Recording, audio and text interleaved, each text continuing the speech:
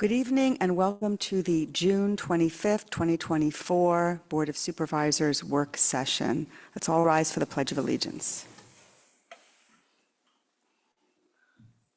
I pledge allegiance to the flag of the United States of America and to the republic for which it stands, one nation, under God, indivisible, with liberty and justice for all.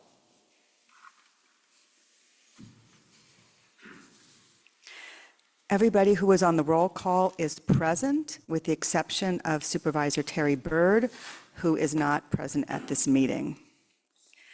Announcements. Township meetings are recorded for the purpose of preparing the minutes, and the recording is destroyed after the minutes are approved. The meeting will be posted online on the Township website. It is requested that all persons wishing to speak before the board shall state their name, address, and the subject matter upon which they wish to speak for the record. In the interest of facilitating the business of the board, all persons addressing the board shall be limited to 3 minutes, unless such time is extended by the chair for good cause. Individuals are requested to remain in their seats and to respect when other persons are speaking. The Board of Supervisors will provide a reasonable opportunity for citizens to comment on any non-agenda items after all agenda items have been addressed, but prior to the adjournment of the public meeting. And we had an executive session immediately prior to this meeting where we received legal advice. First item is the sewer extension project, mandatory sewer connection discussion. Is that going to be Jason or Peter? Jason. Okay. As the board is aware, the mandatory connection letters went out in April after we sent notice to connect, or the NICE letter notices, on 2 occasions in November 2023 and March of 2024. We are nearing the mandatory connection date of 6/30/2024. As you may recall, per the Township Ordinance, Second-Class Township Code, residents were given a mandatory 60-day connection notice via registered mail. While I've been giving updates during the Treasury report regarding the paid tap-in fees, here's where we stand with the mandatory connections. Total mandatory connections were 48 properties. Currently, we have 17 finalized mandatory connections. We have 14 residents that have paid up with issued permits, but no final inspection. We have 3 residents that are paid up with no plumbing or electrical permits issued. We have 3 where residents pay the tap-in fee and not the permit fee with no permit issued. We have 3 residents waiting for loan payments to be sent that we are aware of. Both have permits issued already at the Township building, or I guess 2 have permits that issued already at the Township building. And then we have a total of 8 residents that have not started the process at all. And we have total non-mandatory connections of 4, with waiting on 1 to be finalized. Kind of So I just have a question of clarity. So you have 4 non-mandatory connections. That means none of them have to connect. But are all of them interested in connecting? Well, they've connected with 1 where we're waiting on being finalized. So we would have had. So these are kind of bonuses. Correct. Okay, thank you. Any other questions from the board?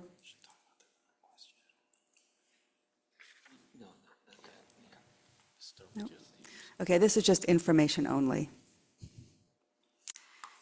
All right.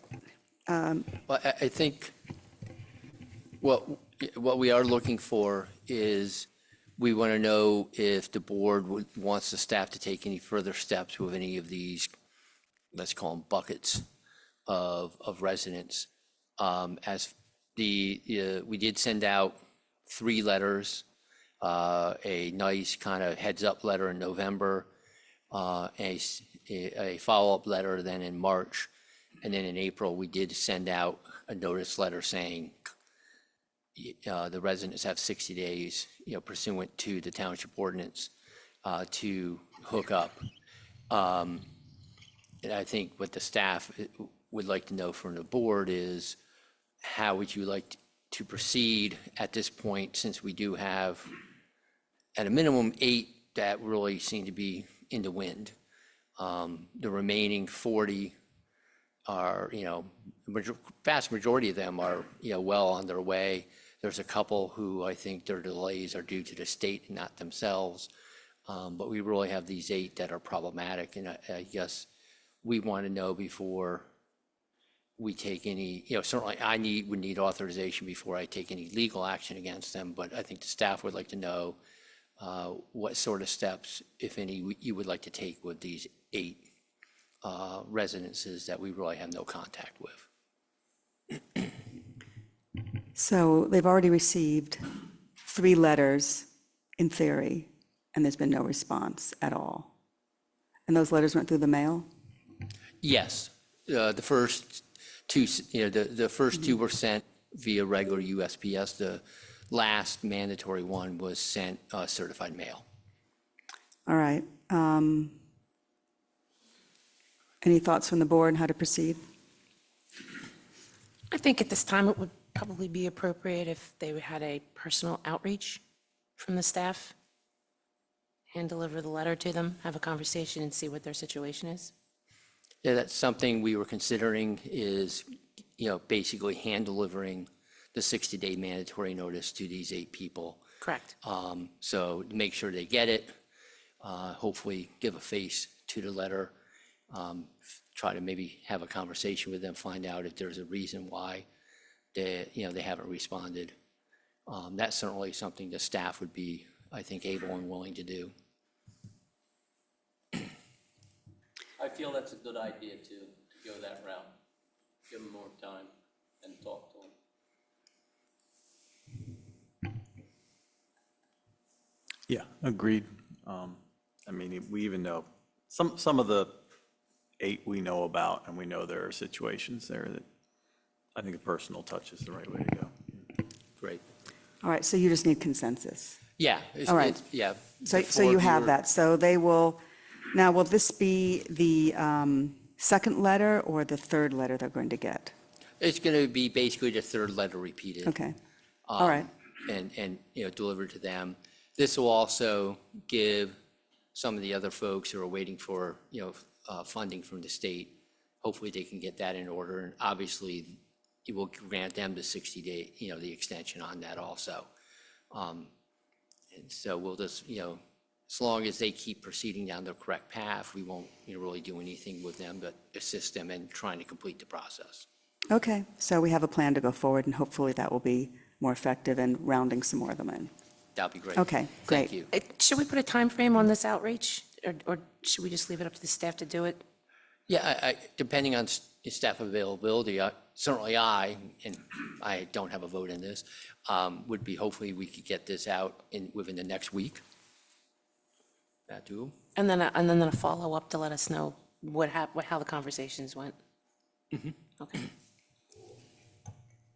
Great, all right, thank you, everyone. Okay, next item is a presentation on the Zieglerville Road repair project. I think that's you, Carol. Thank you.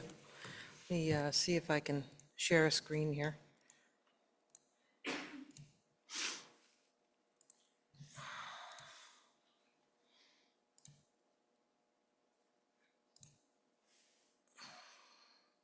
Super. Thank you, Jason. All right, this is informational on the Zieglerville Road project. So what you see before me are some current images of the pavement on Zieglerville Road this year. The Zieglerville Road is just short of a mile long. It's 0.96 miles from Gravel Pike to the intersection with Main Street. The existing pavement is aged and oxidized, and Zieglerville Road has not been sealed or repaved in the 28 years I have been serving this township, excepting some patchwork. So the maintenance on this road was delayed. Much of the discussion was about delaying it until the Arcadia Station construction project was completed, with all the construction traffic going in and out of that development. And the road deteriorated quite a bit in that time. So asphalt oxidation causes the asphalt to become brittle, less elastic, and more likely to crack or fail in another manner. This process can be observed as the pavement's color gradually changes. Earlier this year, we walked Zieglerville Road to identify, is that off center a little bit? Yes, it is what it is. We walked Zieglerville Road to identify and mark areas that require base repair. So these are the areas where the road surface is depressed or where potholes have been filled with cold patch. Pavement and repairs and maintenance have been put off for many years on this road, and the results were evident. There was a large amount of base repair. This is the pavement condition index, and folks who have been coming here a long time have seen this before. It's one of my favorite charts for pavement education, and we'll just quickly go through that. A newly paved road starts in excellent condition, but once deterioration begins, the decline is quite rapid. However, when that road is treated or sealed in the first 5 to 7 years, and a maintenance cycle is maintained, we can extend the lifespan of that pavement for many, many years. But if you let that road further decline, the surface requires more than a seal coat. Now you're looking at mill and overlay at 6 or 7 times the cost of just sealing the road. And now, a lot of Zieglerville Road is down closer to the bottom of this chart, where you need base repair, patch, and overlay, because you've lost your pavement structure. Potholes have appeared throughout the cartway, and the repairs are getting up to about 12 times the cost of sealing the road. So this is why we value pavement maintenance. Now let's talk just a little bit about exactly what pavement is. Most of your streets have a sod of a soil or base underneath, some gravel or aggregate on top, and then layers of asphalt on top of that. With Zieglerville Road, there were core samples recently done to determine that we have 3 to 4 inches of asphalt material in that road sitting atop 2A aggregate. So the purpose of pavement is to spread or disperse the wheel loads from a vehicle to the ground below. Pavements are constructed in layers to accomplish this transition. Now, some soils are going to lose their stability when they're moist, and this occurs in a variety of ways. It can be about seasonal high water tables in the soil. It can be about penetration of the pavement surface, or it can be about poor drainage. Flexible pavement can't support loading without an underlying base, so if that base deforms, vehicle loading will cause the pavement to either sink or rut down to the new subgrade level or fracture under the stress. So, we just keep going until we've cracked the pavement as everything fails underneath of it. So that's when you have wet conditions underneath that degrade your soil base stability. Now, the other thing that can happen is water penetration from the surface. So if the pavement is very old and brittle and the cracks are not sealed, water can also enter through the surface to compromise the base. So again, we just have a little demonstration of the water getting down in and eventually compromising the base. Last thing that can cause a pothole is a freeze-thaw cycle. And in Pennsylvania, we're very familiar with those. So you might get moisture underneath the pavement, it freezes, it pushes up the pavement, it thaws, it goes down again, and now you've got a gap in that bridging and you get your potholes. So there are different types of pavement failures. There is raveling, which is, the progressive disintegration of pavement from the surface. You've got, sorry, my notes are leaving me here. You've got alligator cracking, which is a common pavement failure when the pavement deteriorates. You've got cracks through your pavement. Those cracked surfaces are very unstable. And you've got base failure, and base failure is really what we're talking about tonight with Zieglerville Road. So the types of pavement repairs, if you've got raveling or just surface alligator cracking, excuse me. I don't want any alligator crackers, I'm good. If you've got surface raveling or alligator cracking, you're really looking at a surface repair, and the answer is to mill and pave the top with new wearing course. Okay, so here's a, a cracked surface, it's not going very deep. You mill off the top and you put nice new wearing course on the top and you're happy and you go home. Other pavement failures, cracks, hey, we can do crack seal on small cracks and mill and patch large cracks and keep that water from getting down into the base of the pavement.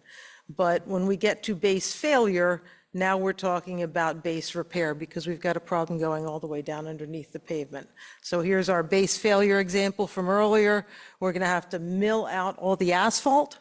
We will recompact the stone bedding underneath, the stone base underneath. We'll proof roll it, and then we're going to put back in the lifts or layers of pavement. And that's what's proposed on the Zieglerville Road project. We're proposing to mill out 5.5 inches. So we're going to go all the way through the asphalt and then build that up with 2 lifts of 19 millimeter asphalt to give us a nice strong base on that pavement.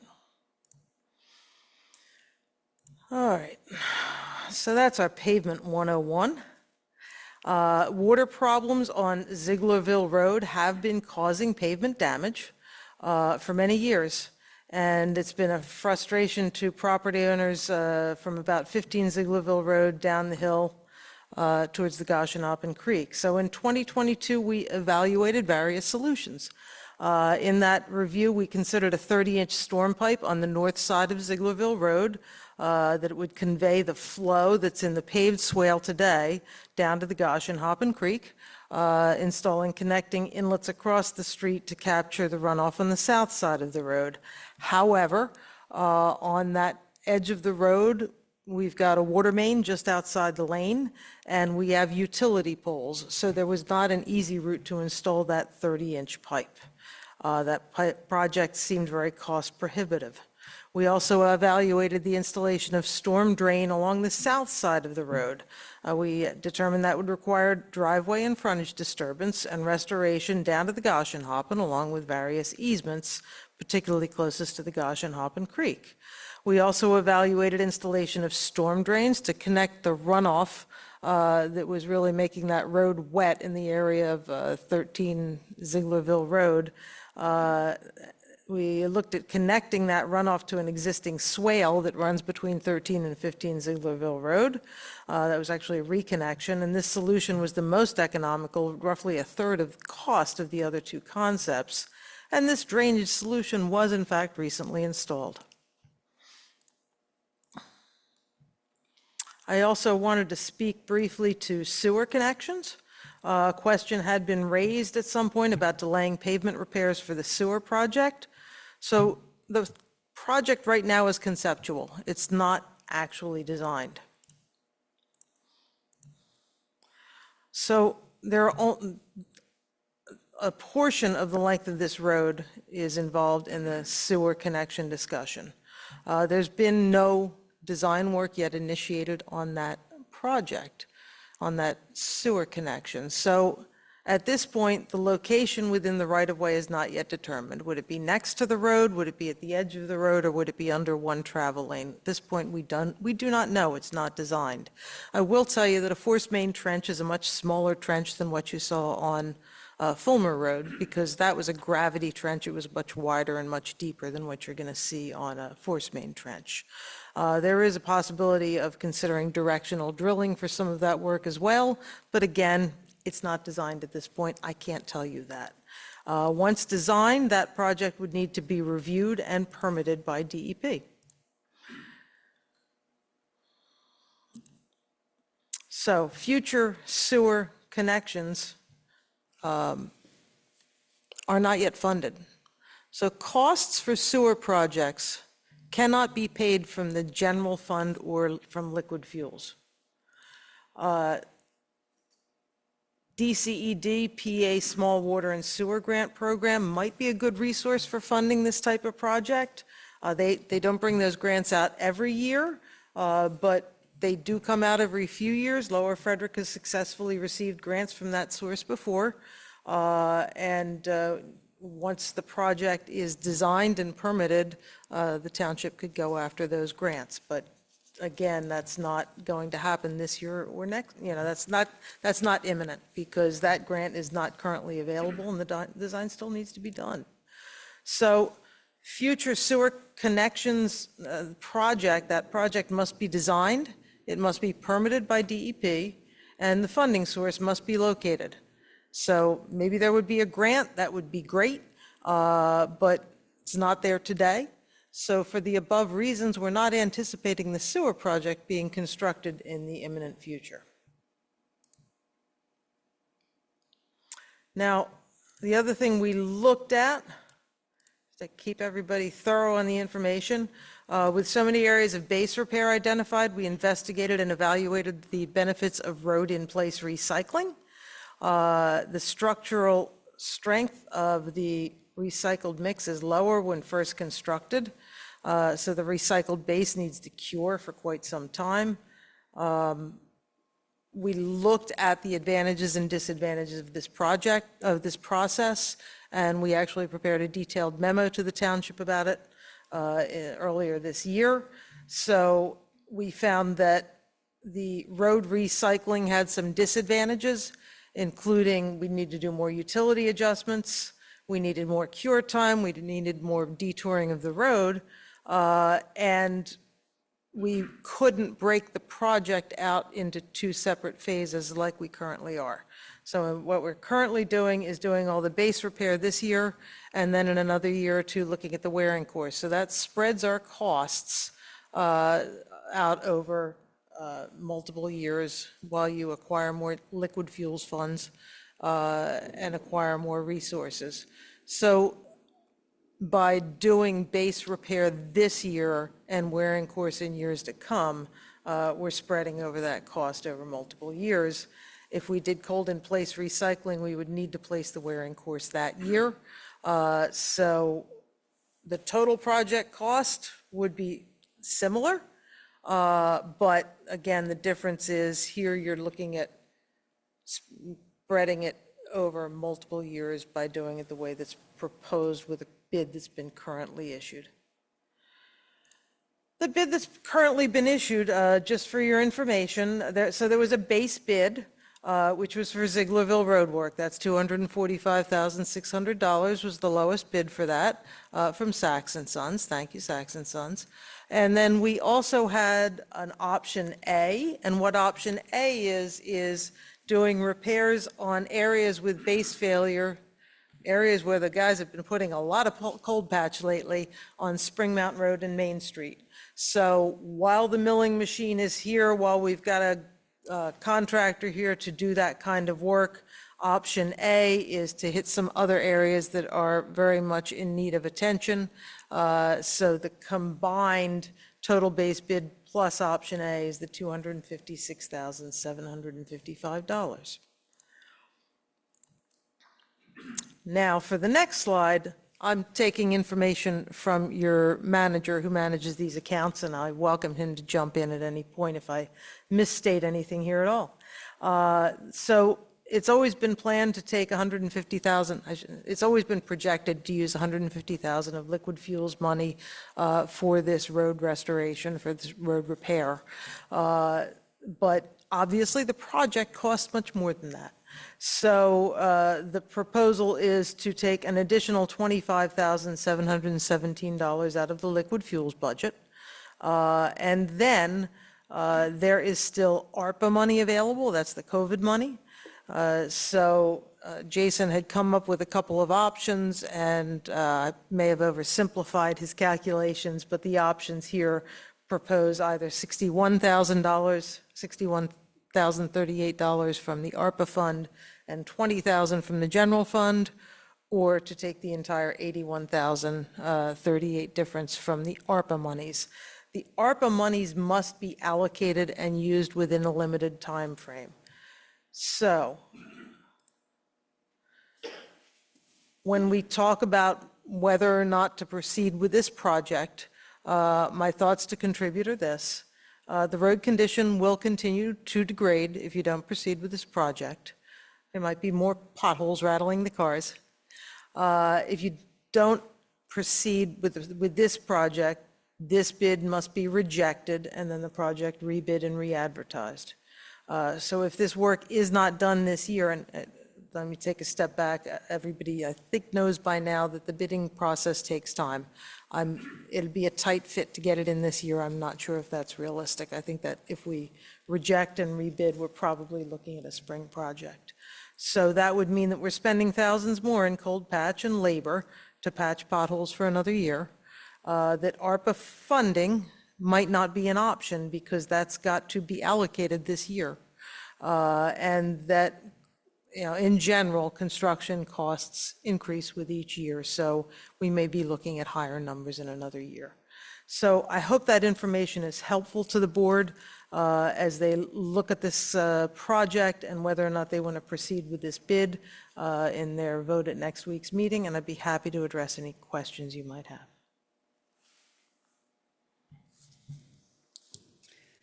Thank you, Carol.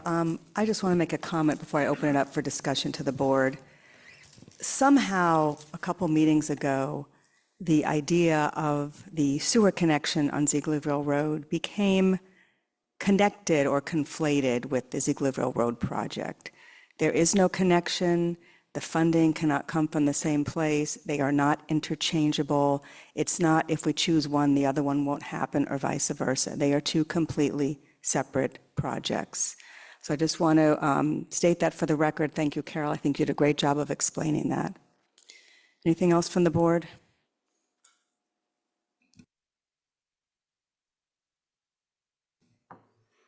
So at the last meeting, it was mentioned that there were water issues that needed to be dealt with. And I know, Carol, you focused on what was done. Are there other areas where there are water issues? And if so, how would those be dealt with?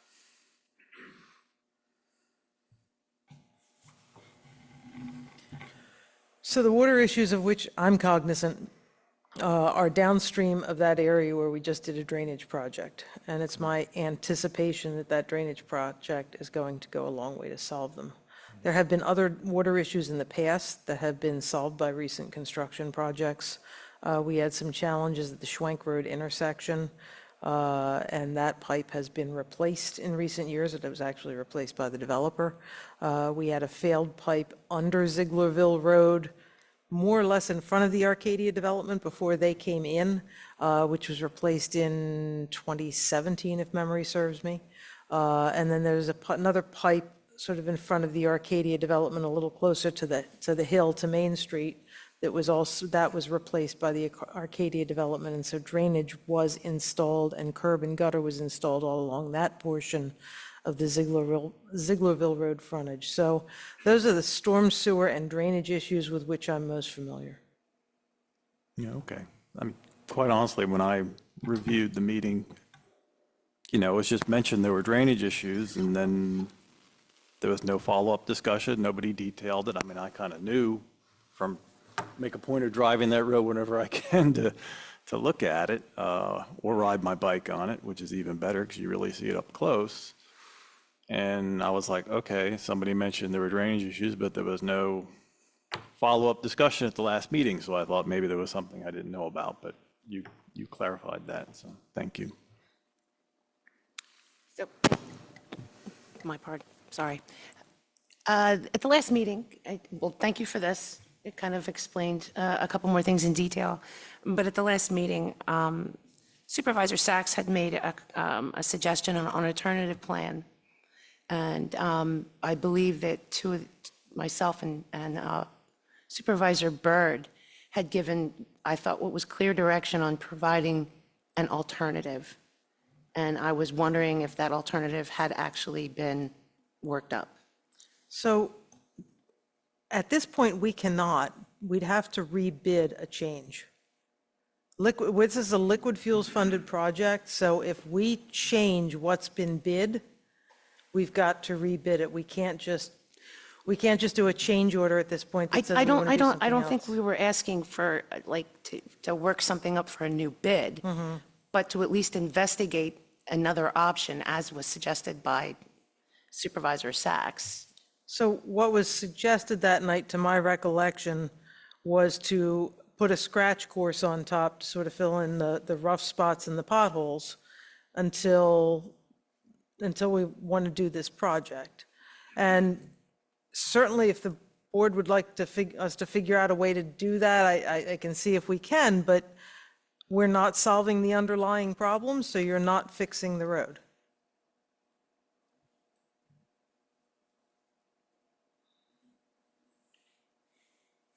So on the south side of going up the hill there, in front of Jay Fisher's and all, where's that water come from down that hill, and where does it go? So But both sides, really, the water company side and the right side. When that water comes down there in heavy rain, it's coming down there at least a foot deep. So Where on, does that go when it comes down there? on the Fisher side, we now are capturing all that water and carrying it away from the road with that project that was just complete. And the inlets are at the bottom of the hill, though. Yeah. When it comes down along the shoulder, above there and up on the hill, I think there was years ago, some kind of a force put in that ditch. Am I correct? So back when Gorcon was here as contractor, and I don't remember the year, Terry, I'm sorry, we actually did a patch there, and yeah, fours were in there, and that's now interconnected to the inlets that were just installed, as you well know. Yeah. You're sure they're all connected, though? I mean, everything that comes down there, it's gonna handle it? Everything, Might be underneath that road, the water, underneath in them fours? that's why, just off to the edge of the road, that the fours and the perforated pipe were installed, and now it's going directly to the inlet. So As you that's captured. As you, the engineer, you're gonna say that's gonna handle that water then off that road after it's repaired? It will handle it. That 4-inch pipe coming down there is gonna handle all that water. That 4-inch pipe is no, that's not handling the surface water. That's making sure that we don't have water underneath that's damaging the pavement. And I don't disagree with you. There's a lot of water coming down that swale in front of the SBA property. And when we looked at that, that was a $200,000 project to address that. Follow you. So I don't think that's in the township's short-term future. But yeah, it would be nice to capture that drainage. But with the immediate proximity of the water line and the utility poles, it's not an easy fix. It's going to be a very expensive That's fix. that side. Now the other side, the water comes down just as bad. And above the water company driveway, I think there was places there that even ripped the blacktop up. So apparently that water has nowhere to go but seep underneath the road. That's running down that hill in that blacktop swale, yeah. So I'm checking that. I think that's why my reason was to find out, make sure that we don't have a problem after you spend this kind of money. That's the reason why. Thank you.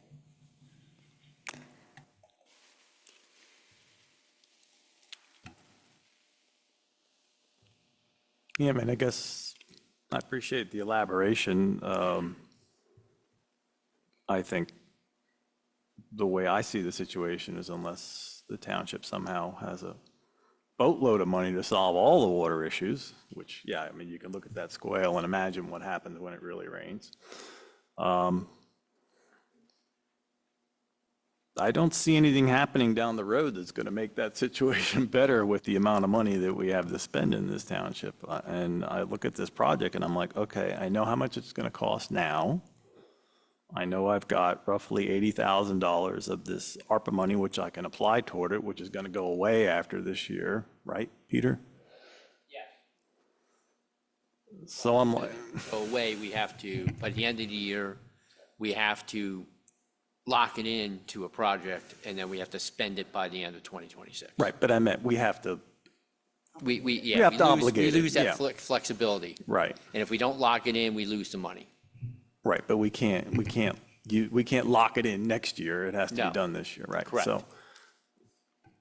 So I look at it and say, okay, if this gets kicked down the road, then we're not going to have that $80,000. And I don't really see us gaining anything by kicking it down the road. And I don't see anything magical that's going to happen that's going to change the water situation down the water company side property. So I don't necessarily agree with what I heard discussed at the last meeting about band-aiding it. I don't think that's the solution. So I do have only one other question, and it has to do with the funding and the financing and taking the ARPA funds. And yes, we have that money, and we have to have that earmarked, and I can appreciate that. I'm just wondering if you could answer this for me. On the laundry list of the ARPA funds that we had this earmarked for, if we take it 61,000 or we take 81,000, what are the other projects that we have already kind of earmarked for are not going to get done?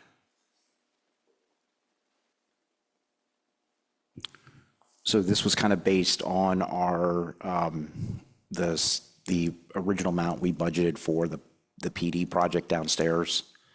We talked about, phase one, phase two. Phase one is finally in the process with the materials coming in. Phase two would have been a bathroom, and what we've determined is it would have been tough to find an architect, get the design, agree on everything, and get that squared away prior to the new year. So that is part of that available funding that I suggested from the June general session meeting. So yes, that was one of the main projects that I would say we're not feeling like we were going to get done. So that was where a portion of that, like 80,000 is. The 61 is kind of free and clear in the sense of, like, the Zieglerville's drainage, we budgeted 100,000, that came in at 70. So we have been, and you've added interest, so that's where, that 61 is like, I call it free and clear money that's not allocated to another project. No, I realize that, but I know that we had kind of said we were going to spend $64,000 on a well-needed upgrade to the police department. And I think what concerns me is that we now have 2 female officers, and they do not have their own bathroom, and they don't have their own locker room. So what you're saying is we're not going to do that now? Well, they're going to have their own locker room. That's part of the phase one project. The problem with. The one that fell under the $20,000? Yes. Okay. Whereas the bathroom, that's because we have to follow the building code. It's a different type of planning, and the concern was we wouldn't be able to have it all buttoned up by the end of the year. Okay.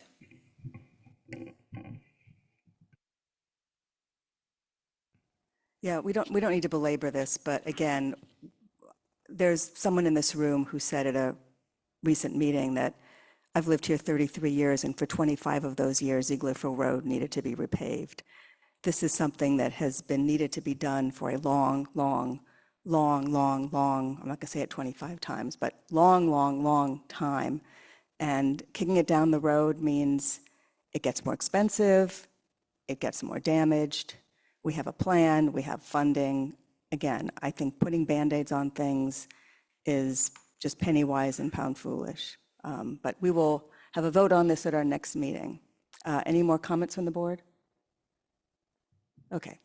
And also about the ARPA funding, they have to be shovel-ready. There has to be a plan. There has to be a contractor. It has to be good to go. Go ahead, Warren.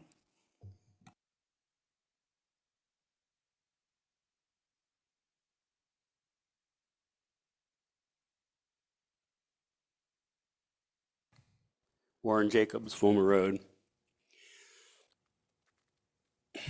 So this project, this road hasn't been repaved in 23 years.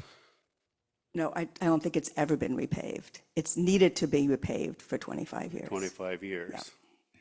So if we repair it and pave it, hopefully we'll do a good job and we'll get another 25 years out of it, right?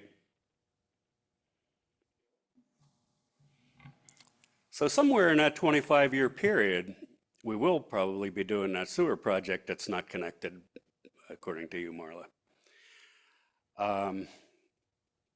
There's a lot of people that would probably like to know when we think we're going to do that sewer project. There's people that need it. And as Carol mentioned, we don't even have a plan of any sort right now. We have no idea whether we're going to be doing low pressure by boring or by digging a trench or being in the road or outside the road. It just seems to me like it would be a good idea to concentrate on that and get a plan.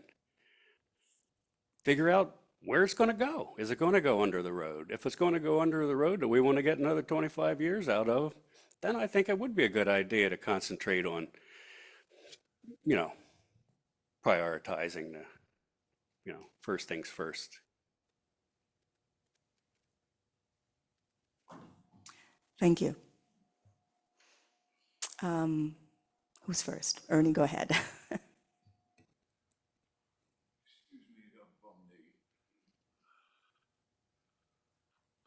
Yes, Ernie Schmidt, Silverbrook Drive.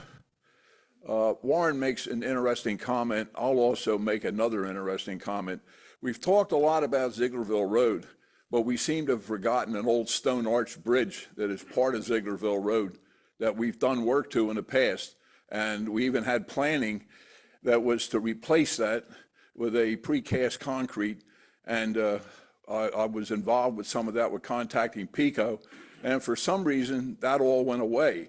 So what are we going to do with the old stone arch bridge that is not suitable for the highway traffic that we have today, because it's not even really technically wide enough for two vehicles meeting PennDOT regulations to pass each other on that bridge? So we have a dangerous point right there. And if we build a superhighway coming to it, I don't know, we're going to have some accidents there. And maybe we should look at bringing back some of the engineering and get a cost and maybe rebuild the whole road right. Thank you. Thank you. Go ahead, Bob.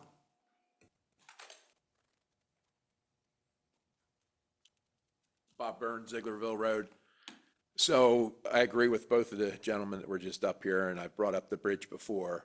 And, I think the best thing here, again, for the board is to just hold this project off until next year. One of the things that I don't know that you guys are catching at all, I know Mr. Sachs understands what I'm talking about, and I would assume you do too, Chuck.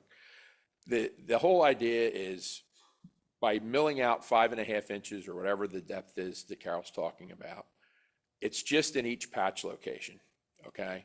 We have no idea whether the subgrade is good or bad underneath of it. Once that subgrade is determined that it's bad, whatever the alternate price that was in the bid for the subgrade work that's there is going to be magnitude. So if you think we're stopping at this one figure, and I believe also the 10% contingency hasn't been brought into this number as well. The bridge is a major concern. And, I don't think I would take my milling machine over top of it. I would peel that section from edge of bridge to edge of bridge out. But getting back to the milling, if you do this whole project next year, okay, you get it out to bid this winter, and then you mill the entire road first. You take the 1.5 to 2 inches off the entire road. Then you come back down and you sit in the patches and take all the patches out. If you do it how Carol's describing it now, you're putting that 5.5 inches, you're taking it out and you're putting it back. Then next year, you're going to come back and you're going to take out of all those patches, you're going to take off 1.5 to 2 inches when you mill the entire road. So you're throwing away good asphalt for no reason whatsoever. So, I don't even know that, do we even have an estimate for next year's portion of it? I think, Chuck, you had mentioned it several months ago. I think it was like 240 or 260 this year and something similar to the following year. So, to understand what Mr. Sachs is saying, if he really feels, and I do as well, that there is other drainage areas, let's get through this winter the way it is right now. Let's see if these other drainage areas, pop up and see what happens there. And then as Ernie just said with the bridge, I didn't hear anybody ask about bridge funding, grants available for that. There's a lot of things to think about. And yes, Marla, I've been here 33 years, and that road needed to be paved 25 years ago, and we've been waiting and waiting and waiting and waiting. And you know what? If we have to wait another 3 to 5 years which I don't want to do, it would be well spent to do that. I agree with Mr. Sachs' statements from last meeting, and I hope the board takes that under advisement. Thank you. Thank you. And I just want to make one other comment. We have 4,900 and change residents in this township, and we have about a dozen people sitting here. So while we really appreciate everyone who comes here and their comments, I hope we will all make our decisions based on the best needs of the 4,900 and change residents, and not on the dozen who happen to come and express their opinion. So just keep that all in mind. We have to look after everybody who lives here, and everybody who drives here, and everybody who has concerns. Anybody on Zoom? Anyone else? Okay. Oh, go ahead, Diane.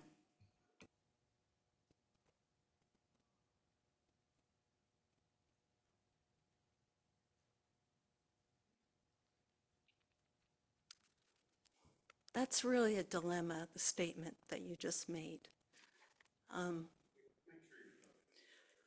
That's really a dilemma, the statement you just made. You know, people don't seem to have the time, though they may have the interest to know how their tax dollars are being used, but they don't get the information. They don't come to the monthly meetings. That doesn't mean we can assume that they don't agree more with the 12 people that are here. I live on Zieglerville Road. I like the potholes. It slows people down, and it slows them down to about 45, 50 miles an hour. So I'd love to have that one thing done where it takes a whole week of people not being able to travel on Zieglerville Road, so they find another way to get to their work or wherever they're going. It's been a long time. I've seen other roads get paved in our township, but I'm also willing to wait. I drive that road all the time. I can see how bikes might have a different experience. Of course, all the kids I see going down the road, they go down the middle of the road instead of on the sides. But I hope that you will, there was a lot that I didn't even know about, the bridge, finally hearing the statement that the sewer, we don't know where that's going to go because it hasn't been designed. It could go in the middle of the road, it could go to the side, it could go to the edge. So that all plays into it, and I know we don't have any money, and DCED doesn't have any money, and that's our legislators' faults. But when people do come and talk, unfortunately, I think we should have a little more weight, especially when we live on the road that you're talking about. And we would be the recipients of the sewer and the road being repaved and all of that. So thank you.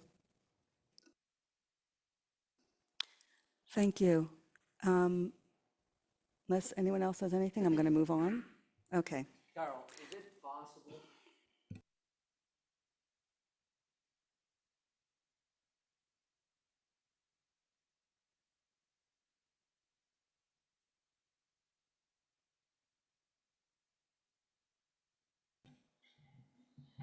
Three and a half inches back in.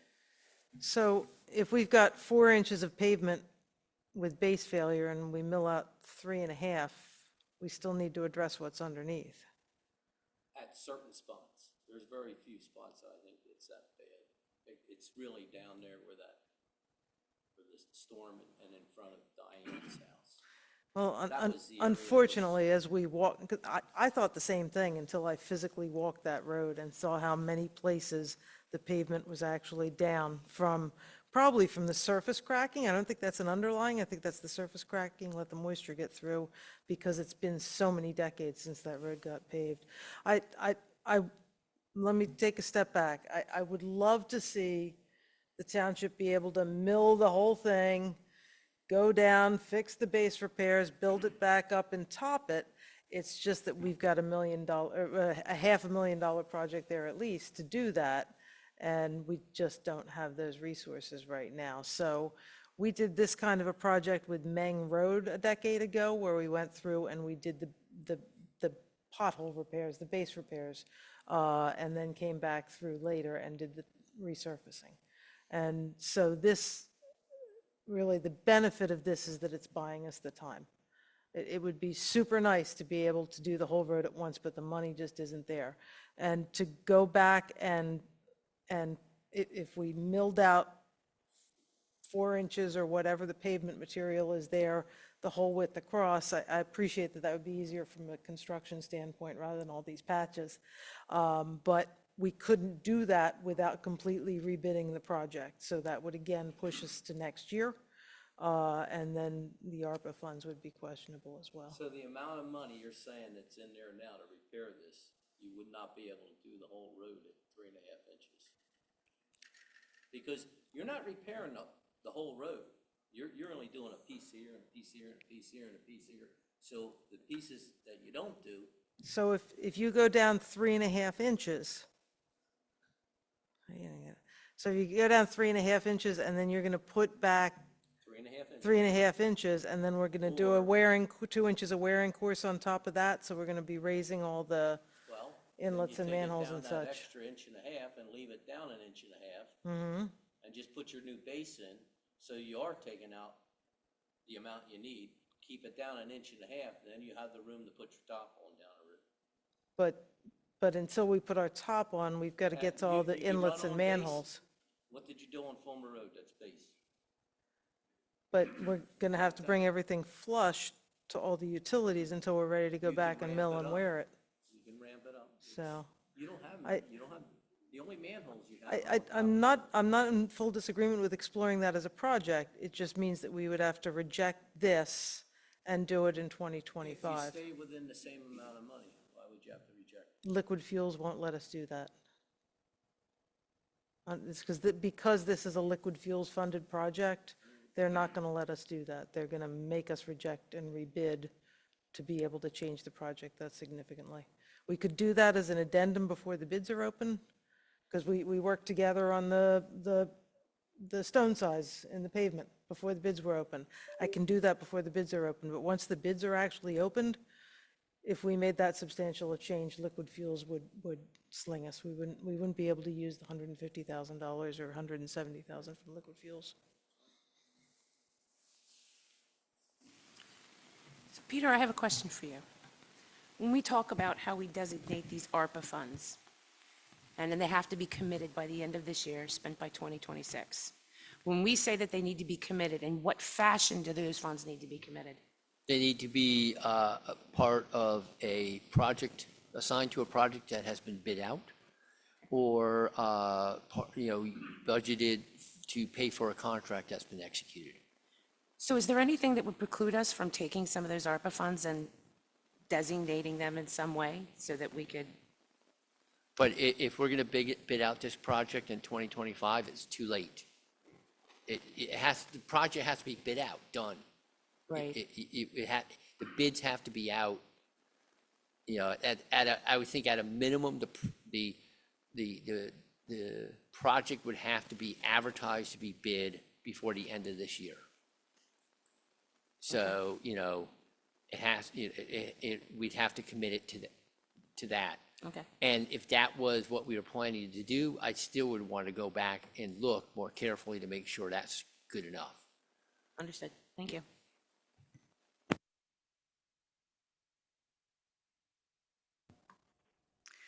All right, we're going to move on to the next item, which is a discussion of the township code, and this is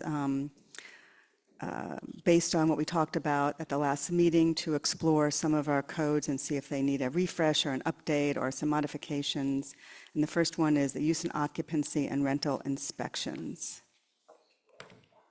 Okay, as the board may recall, we provided several ordinance revision suggestions at the 5/28 work session meeting.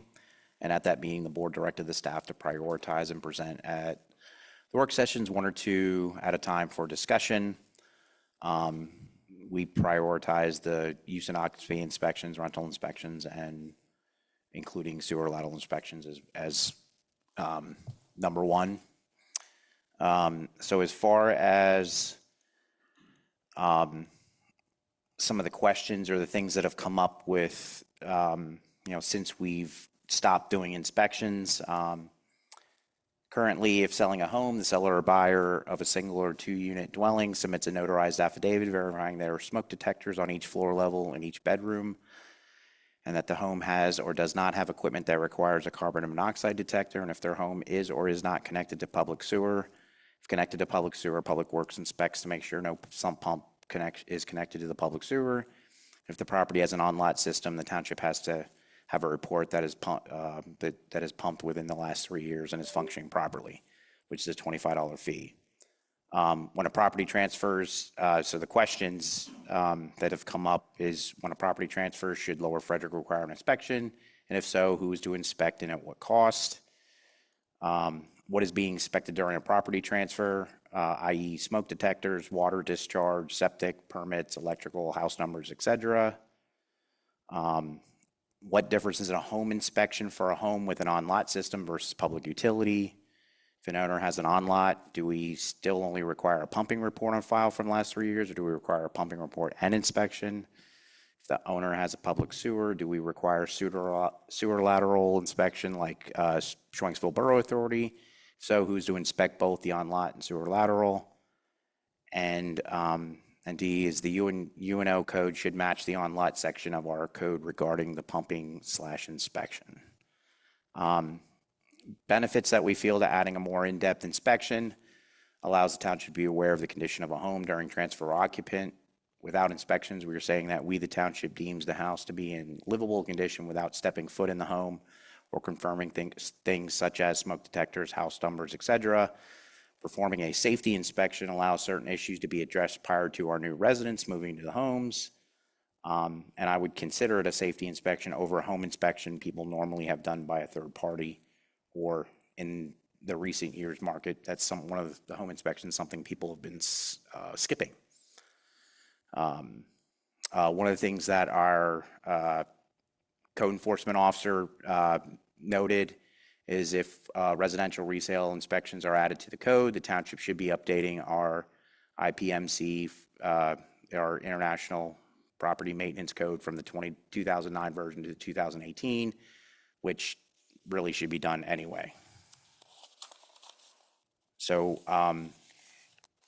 what you have, I guess, in front of you is our current certificates, our Chapter 58, the certificates of occupancy. And as I described earlier, what we require out of our, as far as our affidavit goes. You also have the application that we use for commercial industrial change of ownership tenant, which is different than a residential. That's something that our building inspector would need to do, because there's building code requirements as far as commercial properties. We've provided you the certificate of use of the current permit, the on-lot septic pumping inspection report currently. We enclosed what, as far as sewer lateral inspections, what that may look like from SBA, a copy of a resale use and occupancy that I had created when I was at my previous municipality, kind of showing the safety as far as smoke detectors, electric box, outlet covers, handrails, things like that.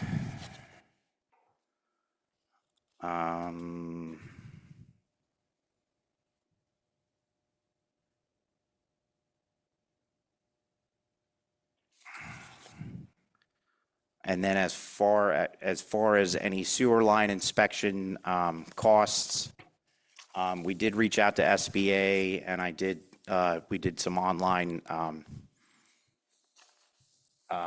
some online, I'm sorry. As part of the UNO process, we'd like the board to consider requiring sewer lateral inspections as part of the selling process. As the board may or may not be aware, I&I or inflow and infiltration issues can occur with laterals that are compromised. This can impact the sewer system through uncapped or leaking cleanouts or broken sewer laterals, normally with root intrusion being a main cause. If there is an issue, then this would be remedied prior to selling a home and not continue on. Treating stormwater can become a burdensome and expensive regarding the sewer plant. We reached out to SBA and they said that these inspections run anywhere between $350 to $1,000. What I found online is that it can cost an average of $285 up to $1,000 for a basic inspection.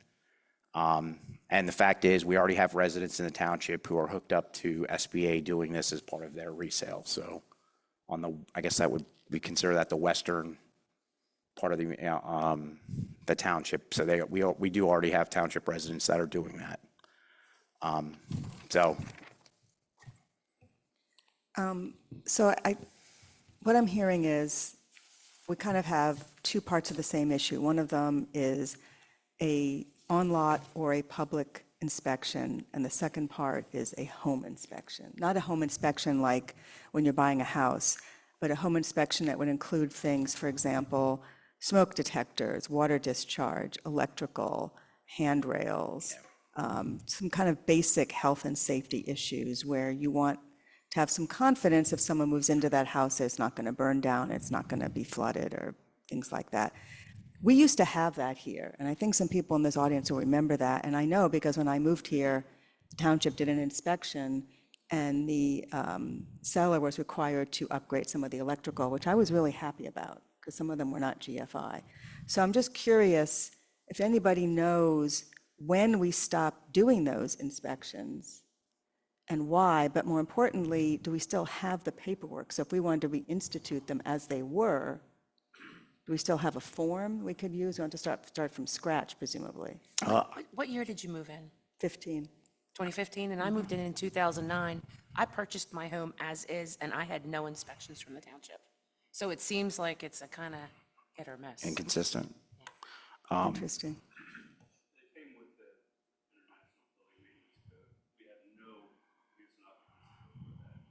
Do you know what year that was? 2009. So it may have been right after you. Yeah, Yeah, yeah. And Okay. I believe it stopped, the ordinance was changed in 2018. I'm not sure why. I believe that's when looking at the code, I believe that was the code, when that code was amended. Well, because what I'm saying is that I think there's some value in it. I don't think it is very time-consuming. You're not looking at everything. You're looking at some really basic stuff that could be a problem to a resident. And it's not very expensive. It doesn't take very much time. I think it's worthwhile. But would that be, would the septic or public sewer inspection be separate, done by a separate person then from this one? So if they're on public sewer, that's got to be done by a certified or, like a plumber or a company that does those type of inspections. That's not something that we would have the ability to do in-house. You have to TV that. Yes, yep, There's no other way of looking at sewers but TV. yeah.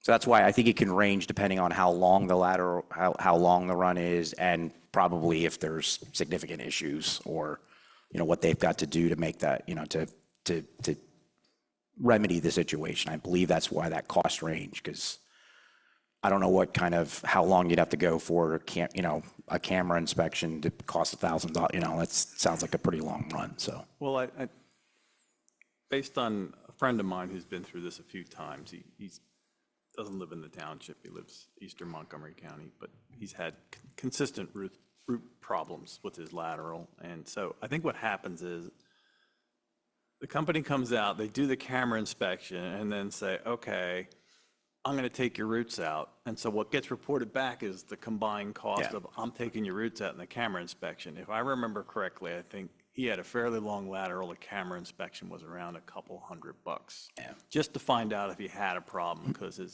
his wash sink was backing up. And then the guy says, all right, I'll run the auger down there for how many ever hundreds of dollars. So I kind of think based on my friend's experience, and granted, he lives down near City Line Avenue, so I don't think those kinds of things are probably more expensive down there than here. I believe it was around a couple $100 to have the camera, just for the camera inspection. Which I believe the amount that SBA gave us as far as the average. I can also say, as someone who's done 200+ UNO inspections, and they were truly safety inspections, handrails, GFIs, all that stuff gets remedied prior to the closing. And, if something needs further time, or it's something that's for instance, if an electric box needs to be replaced, but it's getting settled at closing, then we would do a conditional UNO with a time frame put on it. And I do believe it is helpful having some of that basic stuff happen. I mean, I would look and, if gutters are hanging off this roof, or I can say I never inspected a house that had a hole like kind of in the wall. But also even for these properties where the houses are not livable, you do the UNO inspection if you can get in the house, and you can also kind of see what's what, go over like the basic inspection. It kind of gives you a baseline on what that condition of that home is, and where you would, you're having the conversation, you're kind of continuing that conversation with whoever's purchasing the property. So I do think it's kind of a valuable tool for our, hopefully making it a little less burdensome on our residents coming in. I mean, I know I had conversations with people who skipped the home inspections, had no idea when their on-lot systems were installed, kind of things, because that's how crazy the market was, over the last several years. So I went through everything that you provided. I think there's a benefit to doing these things.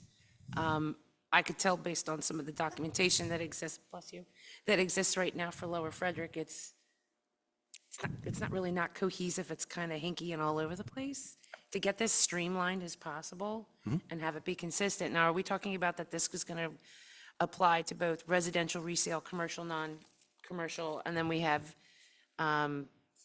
single family, duplex, multifamily, and then or we would even think about short-term? You're talking about, Short-term rental? are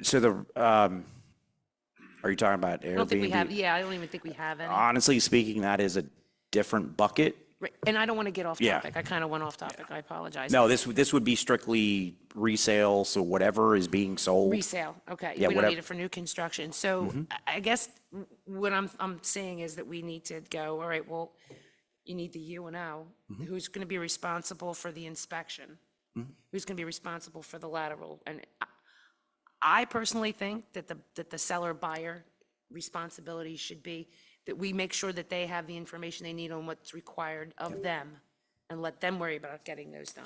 And that's why, when it was dropped, it was because the buyer and the seller are the ones that were buying and selling. Okay. So they had to get together and decide.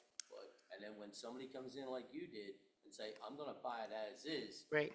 then the township will get involved and they say, no, you gotta put electric box in. I don't want, I wanna buy it as is.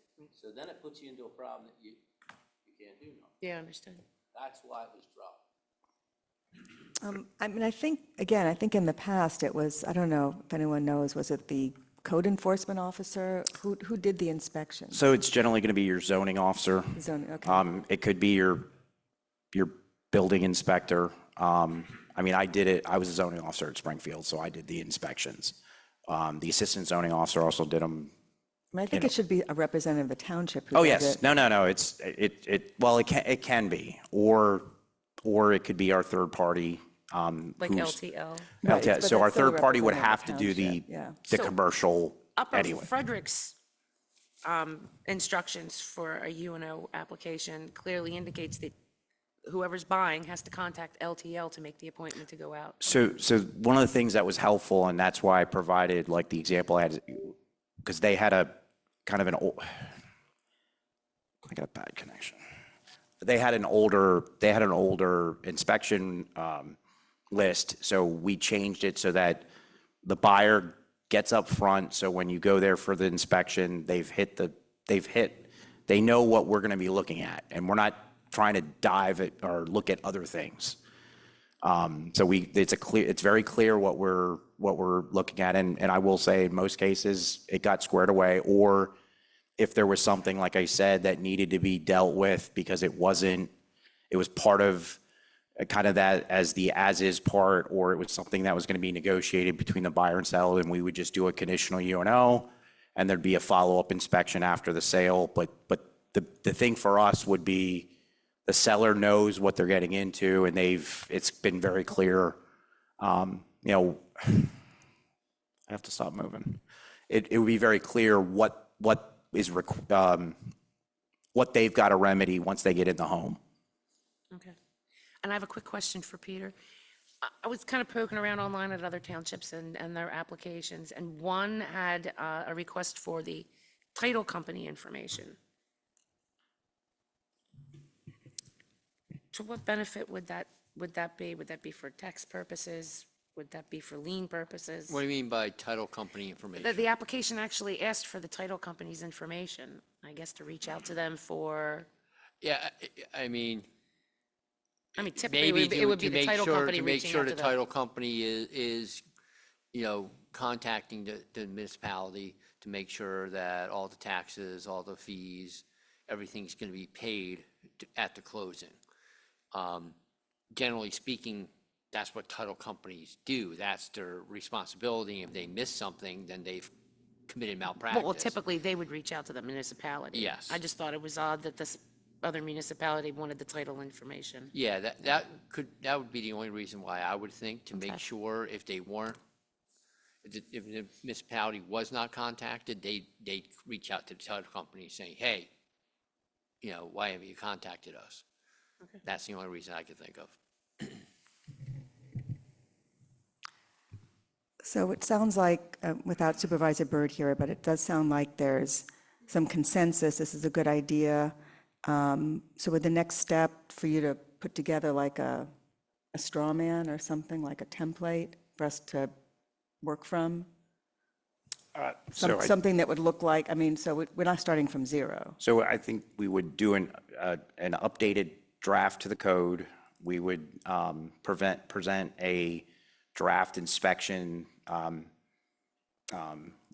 sheet that that the board would have, so the board is aware of what it is they're looking at, or what would be expected, and then we would need to include the sewer list, because the sewer lateral inspections would be it's something we weren't doing prior. So, but that, I guess that we could just make that part of like the code draft, I'm guessing. The lateral inspection? Yeah.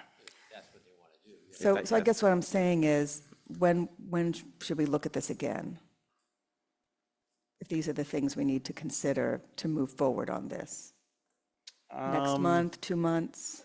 I would say if the board is, this would be one of those things that as we move forward with we could present the draft ordinance at the next work session. You're receiving the document, and at that point, you guys can, you'll have it prior to the meeting. We can kind of look and see if there's anything you'd like changed, or, and then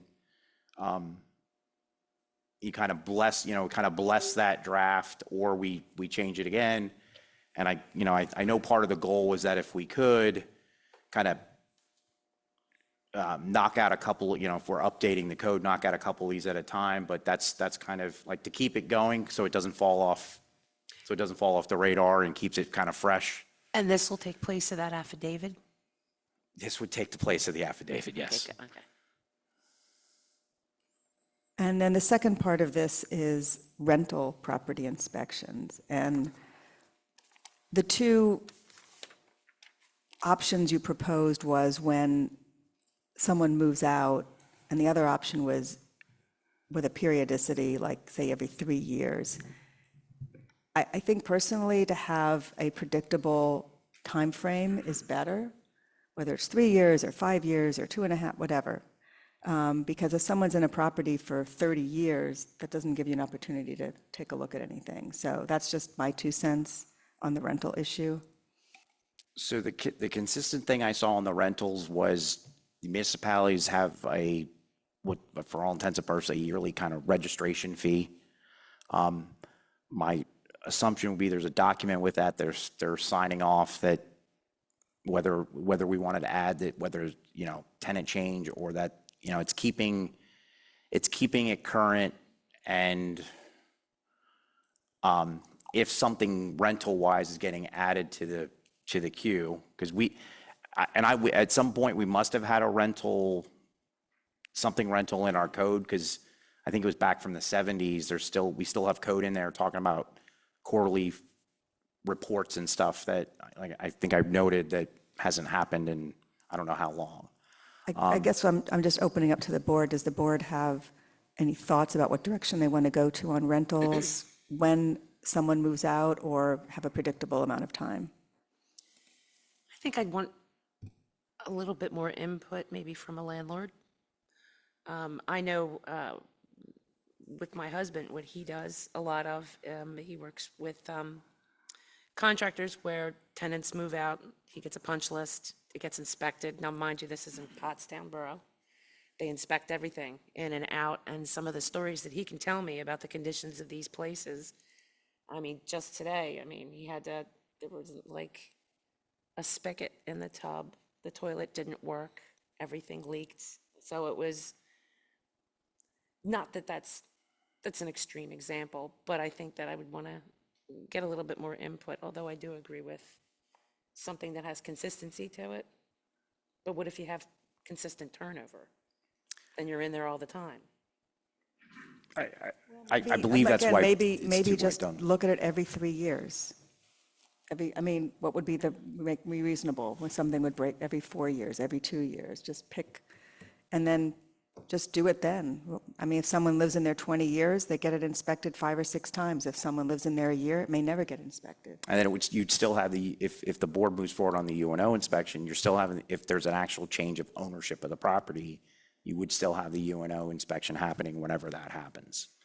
I can say with rental units, not having a mechanism, if say a resident is having issues with their landlord, it can be difficult for us to make it better because they don't own the it's kind of it's a weird part of trying to enforce that we don't have the same capabilities.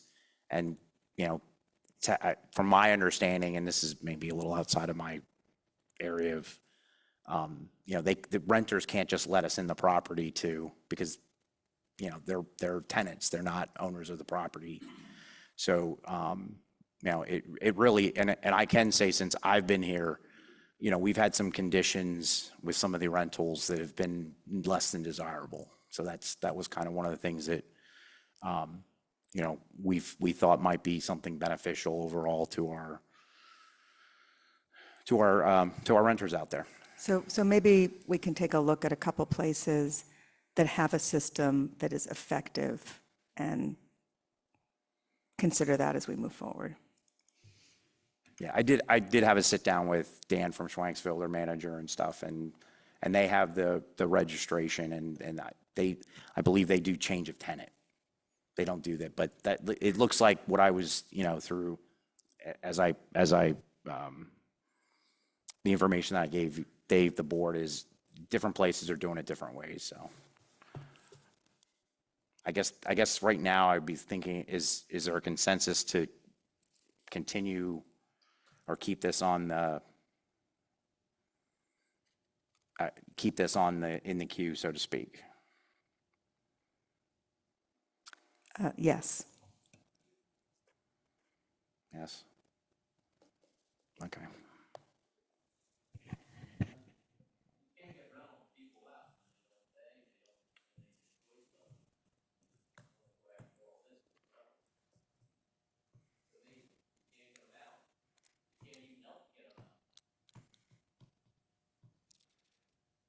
Do you want to see a sample, or do you just want to consider it? I think having a sample makes life a little easier, something to start from.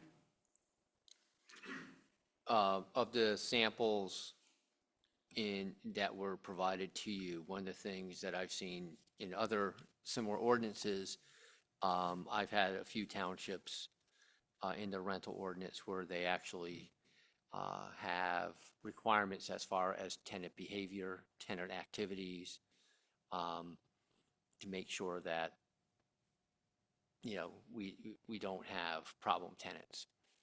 Is that something you would like to see, or is that? Yeah, are but you- how do you enforce that? You enforce it against the tenants, you enforce it against the landlords. Now, I see it more in townships that have a lot of college rentals, but I have seen it in rural townships where they've had a bunch of problem tenants or problem landlords.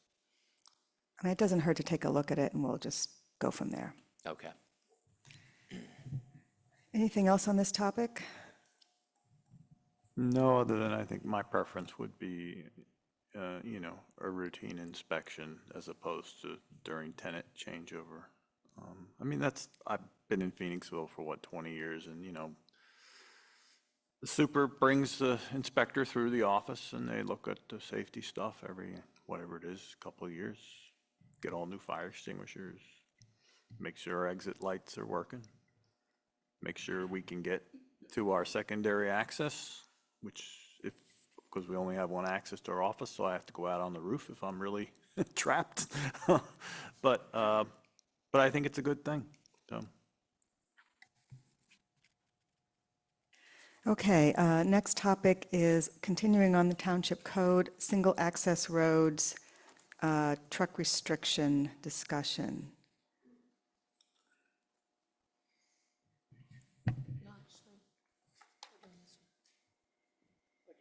We just talked about that, yeah. As the board is aware, the PC decided on talking points regarding the township code. And what you have in front of you are the recommendations for single access street regulations and, I guess, truck restrictions to an extent. Because they really just kind of left that up to the board to talk about the roads they might be interested in. I provided the PC minutes with their comments and information from John Miklos, who's our county planner, regarding the single access street regulation recommendations and information provided by Carol for the truck restrictions that was given to the PC for that discussion. Do you want me to go over what the recommendations are for the single access street? How detailed does the board want to get into this tonight?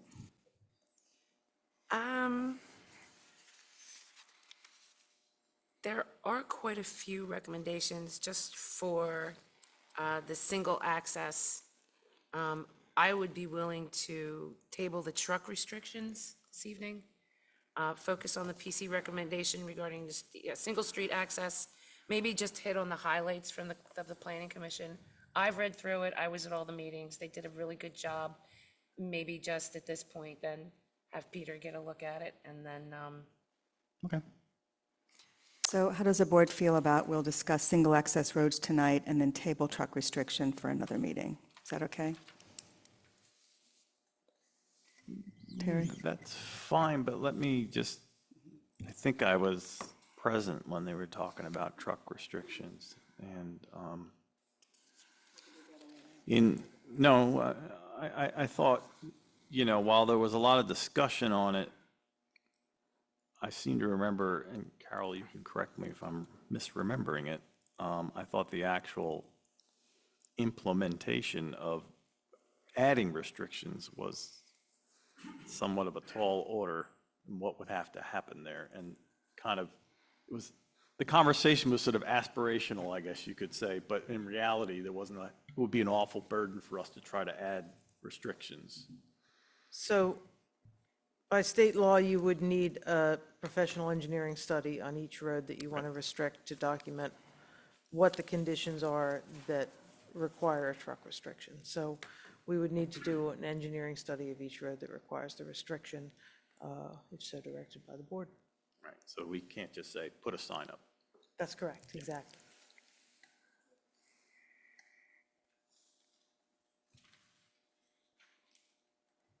And just a ballpark figure, how much does an engineering study cost and how long does it take to complete one?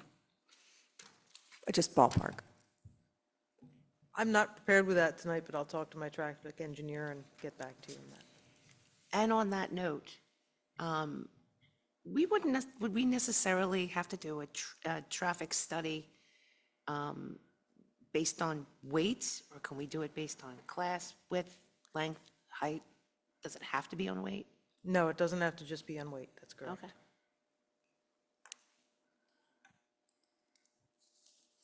All right, so back to single access roads.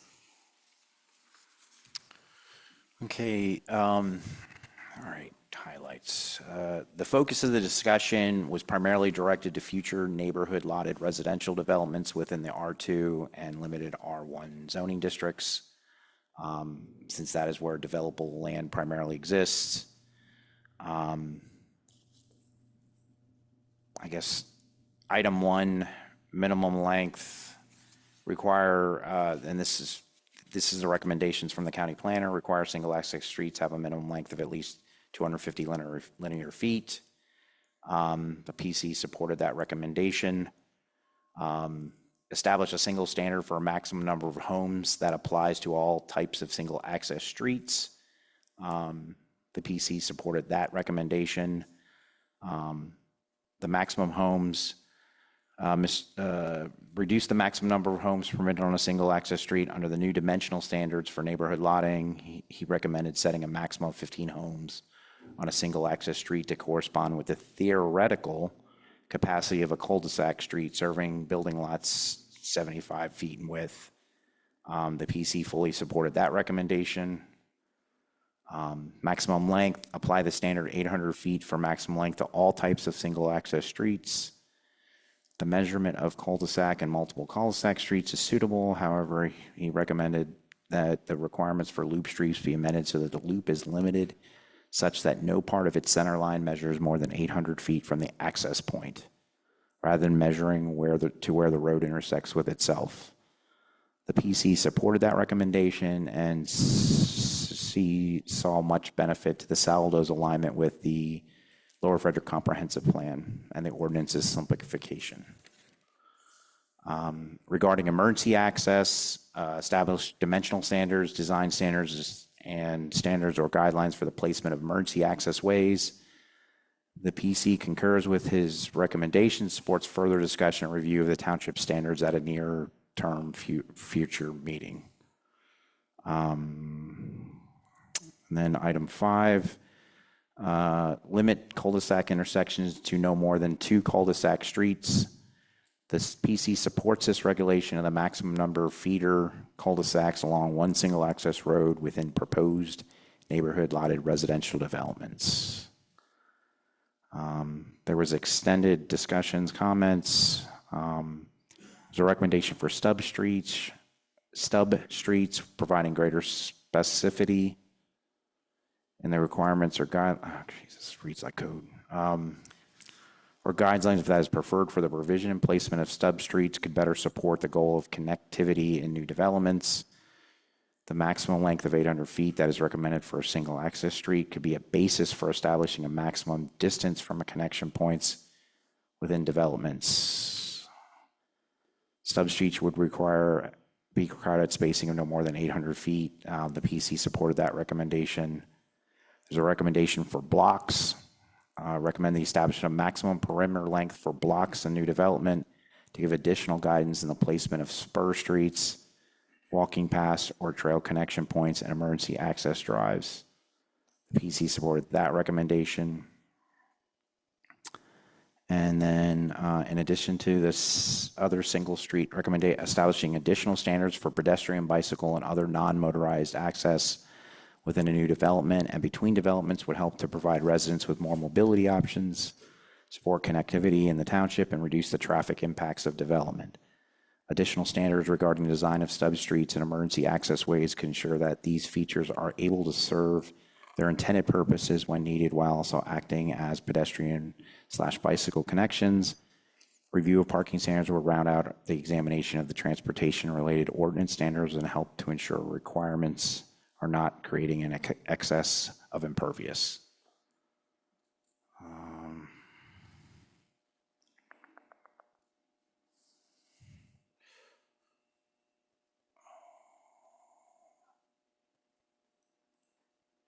I think you covered it all. Yeah, the rest is the, They're pretty much meeting minutes. yeah. I wanted to ask, did the planning commission ever consider just making it harder to have single access streets, period, rather than updating our code on them? Like saying, no more single access streets. I'll jump in there. I think my recollection of this discussion, that would certainly be their preference and mine as well, because cul-de-sacs are a challenge. But the configuration of some properties just doesn't always allow that. The shape of some properties isn't always such that you can have a through street or a avenue that connects back to itself. Yeah, I just wonder if there's a way, I mean, I totally agree with you.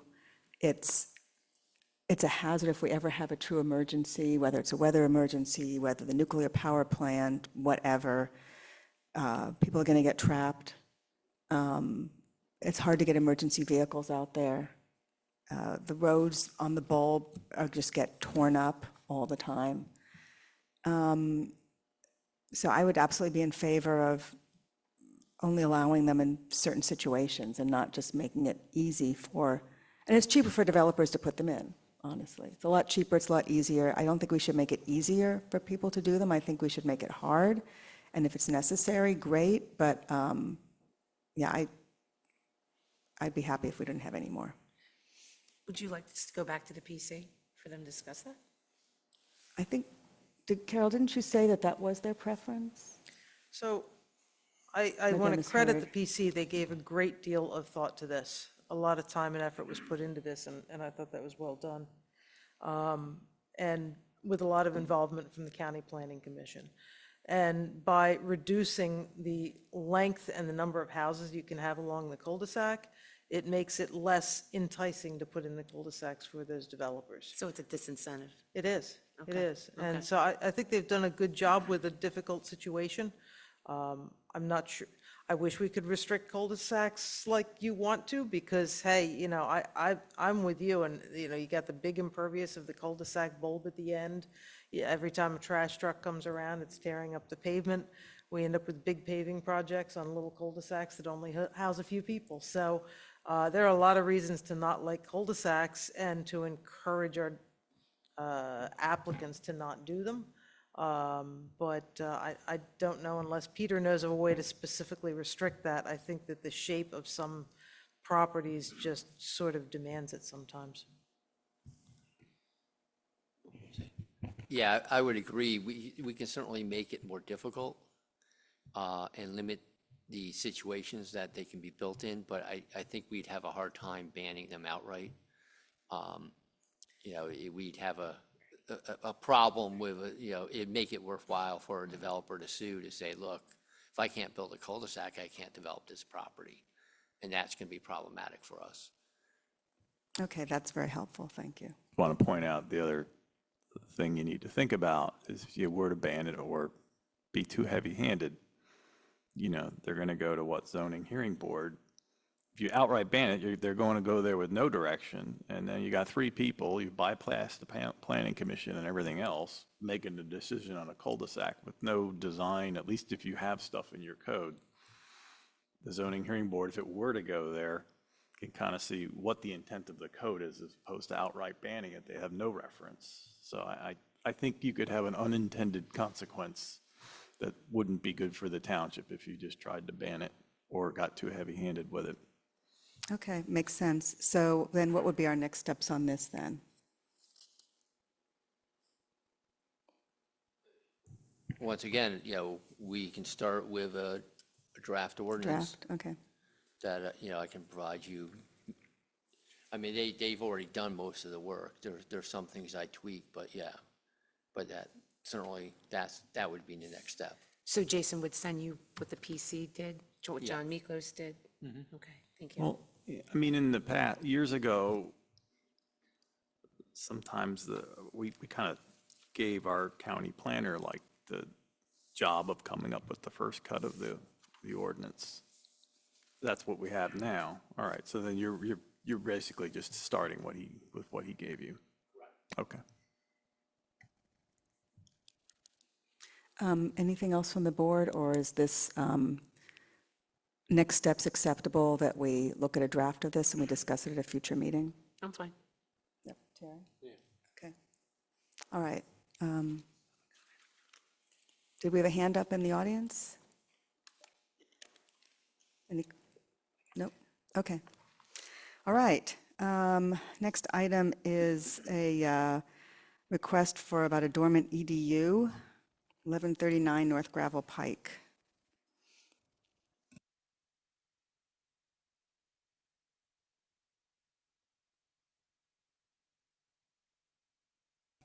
Phil, why don't you come up and actually kind of present what you're looking for?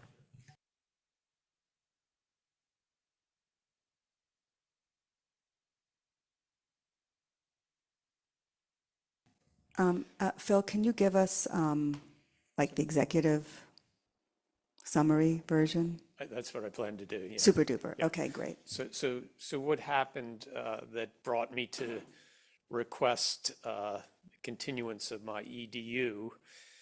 In November of 2021, I had the opportunity to purchase 1139 Gravel Pike. And it was a vacant lot at the time, but it carried an EDU that had been in place since 1999. And actually, at the time that I purchased the property, I was a little bit naive about the whole situation, so I didn't really explore it. I did realize that the house that had been on that property had been demolished, and that the connection to the public sewer system was active at the time that the house was demolished.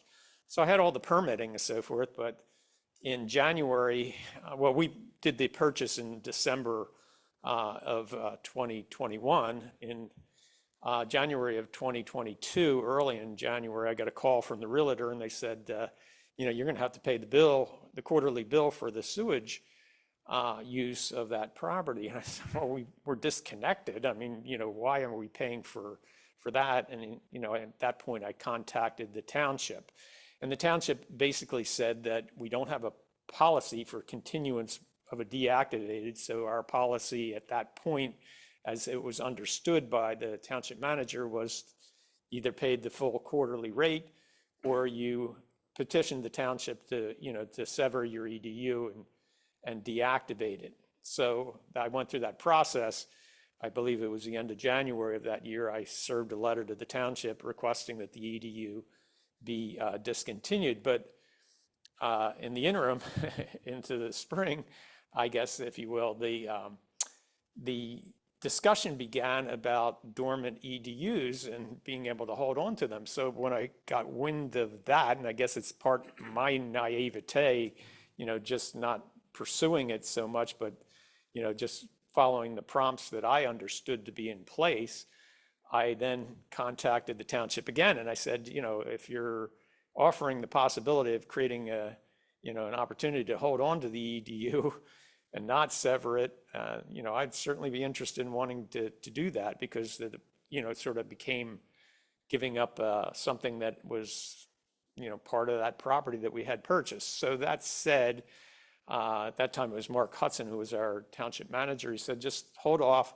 The township board of supervisors is going to look into the possibility of other similar situations and try to determine what a policy would be. Now, of course, from the people who are seated here now, you've gone through a rather lengthy process, and I guess it was January where you finally arrived at what that policy would be.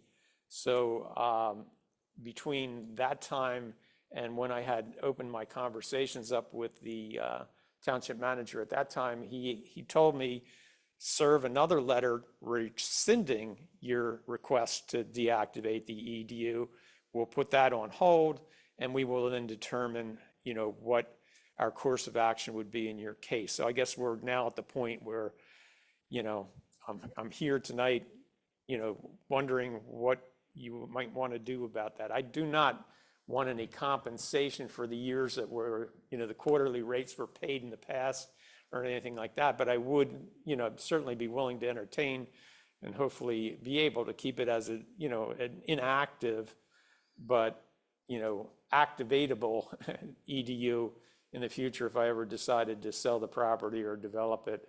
I don't have any intention to develop that property at this point. As a matter of fact, we bought it sort of more or less on a whim. I'm just very excited about, the possibility of seeing Zieglerville Village, become a very special village, and, having a stake in that as a property owner in that locale was something that we were excited about wanting to do. So, all said that we cleaned up the property, we've created sort of a meadow to the center. We, repaired the fencing and got rid of some of the trash and the bamboo that had taken over the back section of the property. But all said, at this point in time, we're just holding on to the property and, participating as best we can as property owners to ensure that Zieglerville Village is, going to prosper into the future. So that sort of gives you a little bit of the background on our mindset.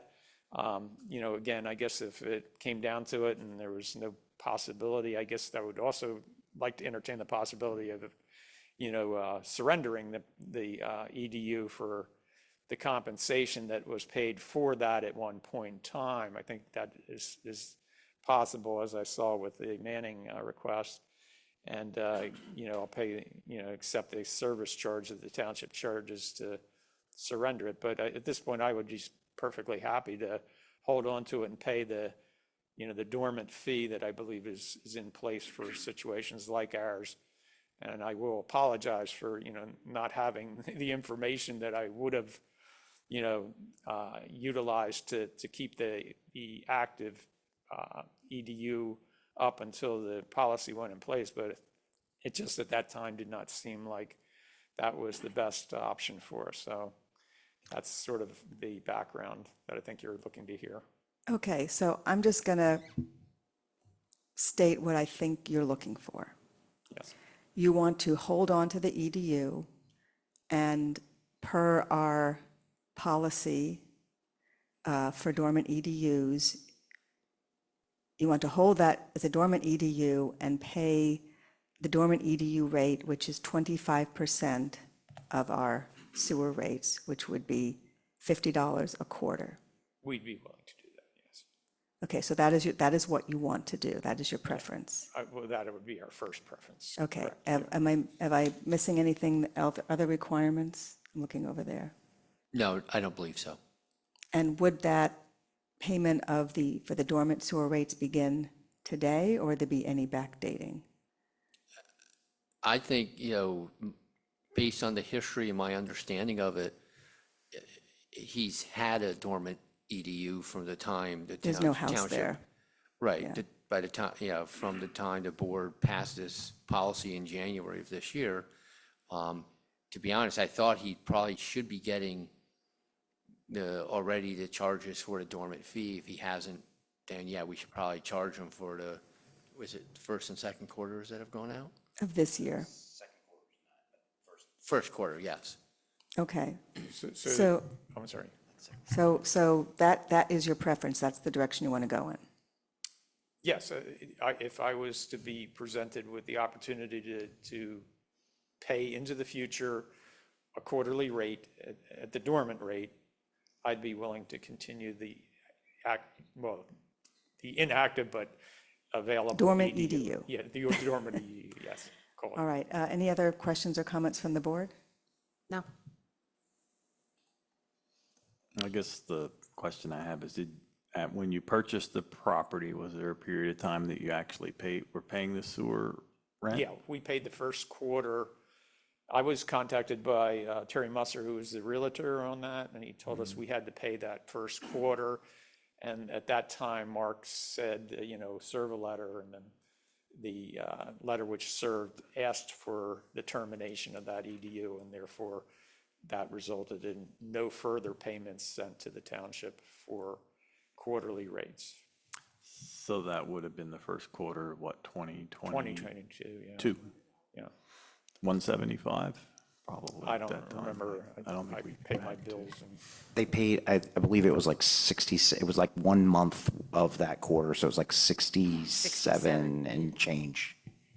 Okay, 66 and change. So I wasn't here the last meeting, but I know there was a discussion about refunds and Manning, and then there were some issues with computations and things. So I don't think that we arrived at a number, but do we have a formula that we agreed on?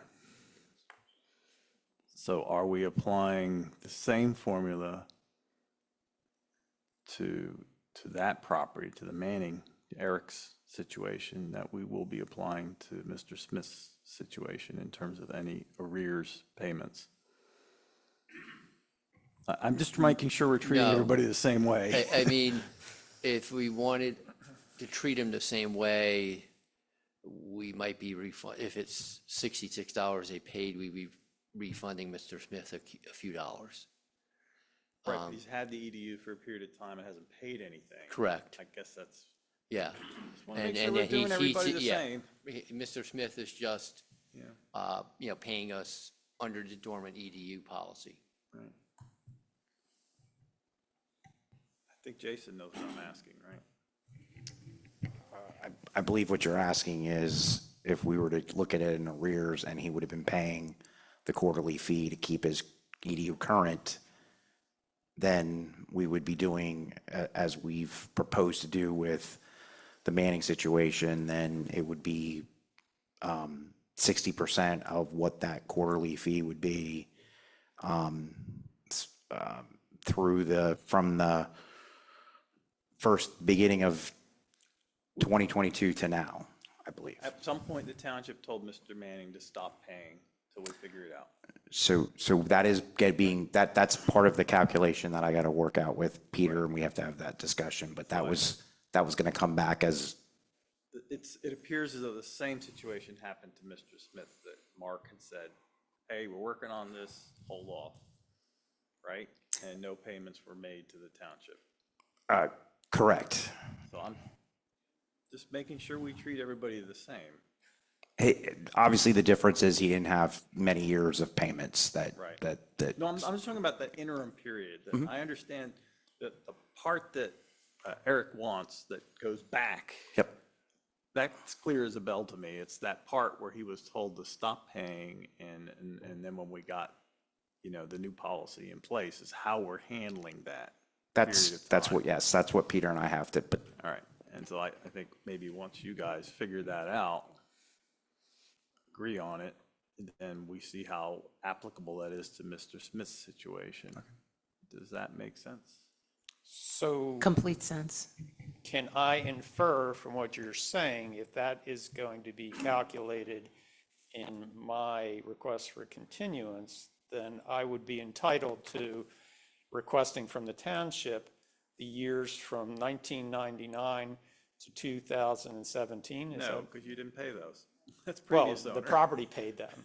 I didn't personally pay Your them. previous owner paid them. Yeah, so I'm not sure how one decides who the entity is here, but I'm just raising an issue to make sure that we're doing everybody the same. No, we're just looking at the period from January 2022 till today. That's it, when you were the owner. And we have a lawyer here who understands how this works, probably, like, I don't say better than all of us, but very well. Let's say he understands it. So you'll put your heads together and crunch the numbers, and we'll see what is consistent with the policy as we've written it. As Chuck said, our goal is to treat everybody the same under the policy. So we're not saying there will be more or there'll be less. We're just saying we have to figure out what that is that the policy says. To be clear, I don't have an issue with the going forward part. It's what do we do about that interim? of course, I where wouldn't where want no to do money something that was being unfair paid. to Right. the way the policy's established. Right. Correct. And it just, from crunching general numbers, it sounds like there are 4 quarters in 2 years and 2 quarters of this year. So you'll be looking at about $1,000, and then the continuance of each quarter henceforth. Is that the way I should kind of guesstimate where we stand? It's a worst-case scenario. Okay. Well, I guess we're looking to you guys to, We will come up to with something for next week.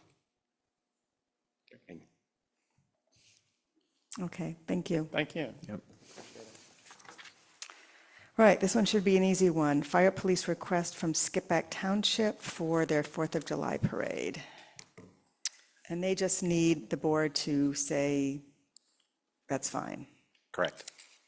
So this Okay. was for the Skipback Township 4th of July, as you said. So that's why it's on this one, since obviously 4th of July is right around the corner. Coming up. All right. I don't know, am I okay by assuming we don't need to discuss it? We can just vote? I'm okay. All right. Do I have a motion to approve the request for fire police from Skipback Township? I'll also move. Thank you. Do I have a second? I'll second. Okay, so Supervisor Halter made the motion, Supervisor Sachs made the second. All those in favor signify by saying aye. aye. Aye. Any opposed? Motion passes unanimously. That brings us to public comment. Go ahead, Dan.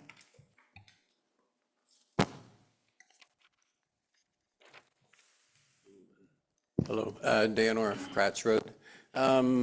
It just recently came to, and you guys may already be aware of this, the Pennsylvania House is looking at a bill 2045, which could have significant impact on our R1 and R2 districts.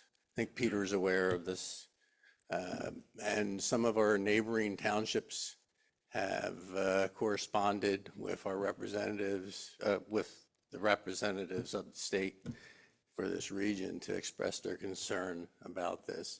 And the way I understand it is where you would have a single house, they're looking to allow like it to be four houses, anywhere from 1 to 4, not individual houses, but units within that building, which would radically increase population densities and stuff. So I don't know if, so I just want to make the board aware if they weren't aware, and see if we want to consider, if the board would want to consider forwarding a letter on to the appropriate representatives, tell them of our concern.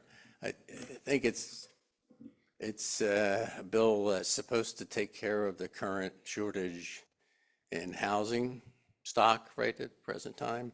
I think it may be well-intentioned, but I think the way this is written, it would have untoward consequences, especially for types of outlying communities such as ours, where we have no supporting infrastructure like roads, railroads, and so forth. So, yeah, so just let us know if you plan to pursue that. And yeah, and like I said, Peter, I'm pretty sure has a pretty clear handle on what that bill's about. Yeah, I'm very familiar with that. I think Upper Salford has done a resolution in support of that, but I think it only applies to municipalities of over 5,000, I think only to commercial areas. No, there's actually 2 bills.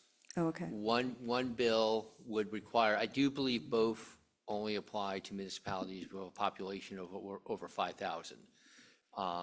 So obviously, we're not there yet, but, you know, once the 3 developments are built, we might very well be over that. The first bill would basically mandate that any current zoning district that just allows single-family homes would also have to allow duplexes, triplexes, and quadplexes. The second bill, I believe, would mandate that any commercial zoning district would have to allow multifamily houses, like basically apartment building type of housing. And so, PSATS is vehemently opposed to this. If you get emails from them, they've been bringing it up in many of the recent emails, asking for townships to contact their state reps and, voice their displeasure with this. So certainly in my experience, if this did pass and we were forced, especially, I don't see the commercial one being as big of a deal, but certainly if all of a sudden people in our residential districts all of a sudden had, four apartment units being built next door to them or all around them, it's going to cause quite an uproar. And, unfortunately, we're the ones that are going to face that brunt early on. We can always say, well, we're forced to do this, but, we're going to be ones blamed for it. So I think that's one of the reasons why PSATS really doesn't like it. And also it takes our ability and our power to zone our township away from us and basically imposes how we're supposed to do things here, regardless of whether or not it works here. So those are the issues. You're talking about the fact that they're trying to control our zone. Exactly. Yeah, okay, one of the townships that just voted on that. Yeah. And I assume they voted to send the resolution opposing these two, yeah.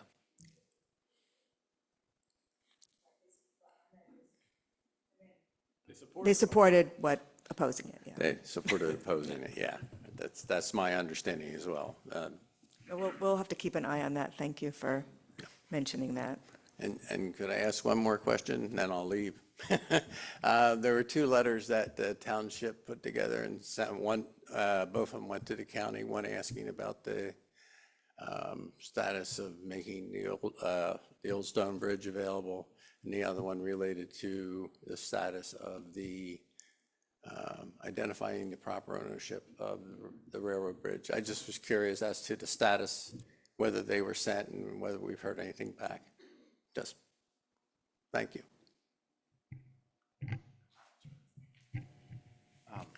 So regarding the opening of the old gravel pike bridge, we did have a meeting with the county. Marla and Noel were in attendance.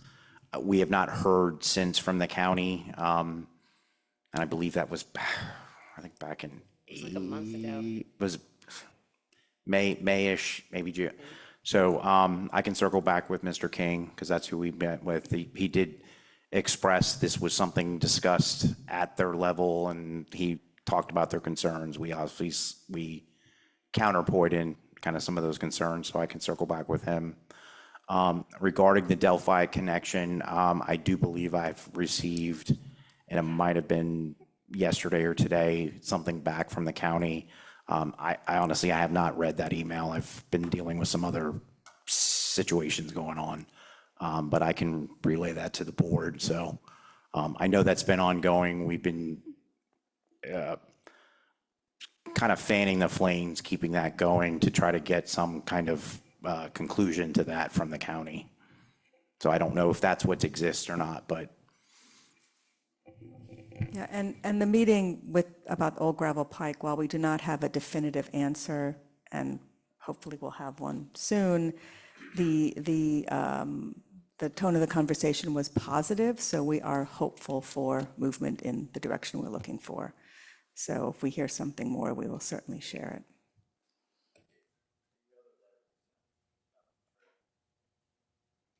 it. Yes, what I can say is based, in both cases, those letters were responded to by the county, and we've had correspondence since those letters were received.